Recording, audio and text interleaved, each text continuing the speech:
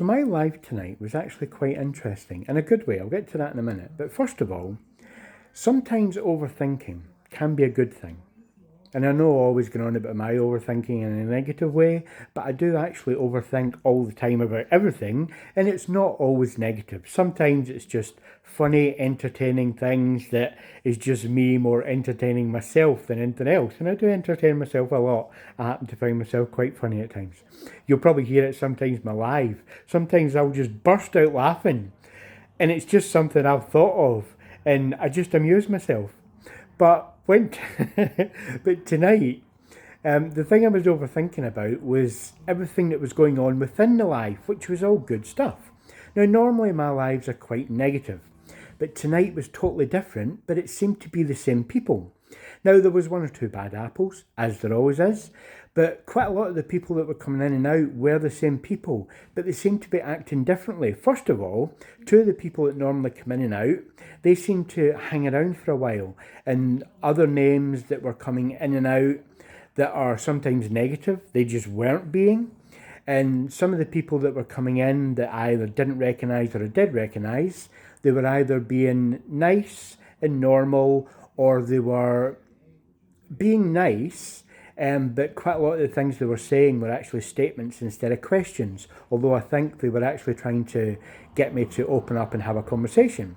But because they were more statements than questions, I just left it alone because I don't have to.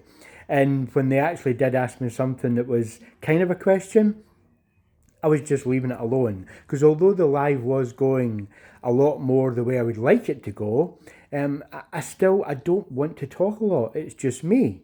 And that's another thing that we'll get to in a minute.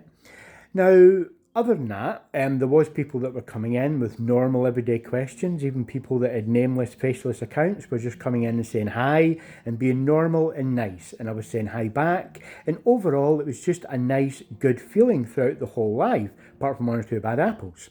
Now, bear in mind that TikTok was taken over recently. That's behind the whole overthinking thing that I was thinking about.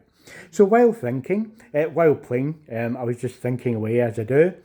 And I thought to myself, this is actually going quite nice, and people are being nice and just asking questions. One person actually came in and they did ask a boring question, and I told him it was a boring question. Plus I had a little conversation with him about it. And he kind of took it in the chin, as I tell people to do. Because when I'm telling you it's boring or things like that, I'm not trying to be nasty.